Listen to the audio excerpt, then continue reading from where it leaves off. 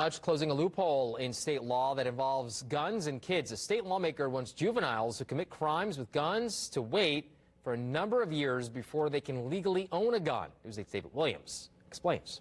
Republican State Senator Mike Bohaczyk says right now, if a juvenile commits a crime with a gun, which would be a felony if an adult did it, the child can legally buy a gun when they turn 18 or 21. Because there's no reporting to the National Reporting Database, so they become what's called a proper person again. So it's like their record doesn't really exist. For perspective, the shooter whom police said opened fire in a Noblesville West middle school classroom in May 2018 was a 13-year-old boy. I know I have friends in Noblesville who have kids who were at Noblesville West when that shooting happened, and they're very concerned about the fact that that individual, that student, would be able to purchase a firearm in just a couple of years. Senator Bohacyk's bill, which has Democratic support, would close the loophole in state law. Say, for example, a juvenile commits a crime like murder, robbery, or kidnapping with a gun.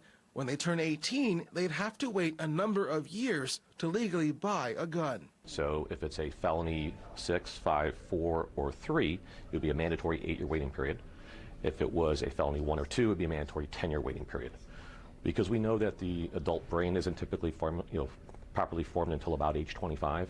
Moms Demand Action of Indiana supports the idea. This bill, I think, allows us some protection. It gives the individual who has committed the violent crime with a firearm some time to develop, get help. 6 state senators did vote no on the bill last week. We had a couple of folks, a couple of other legislators that were a little bit upset about it.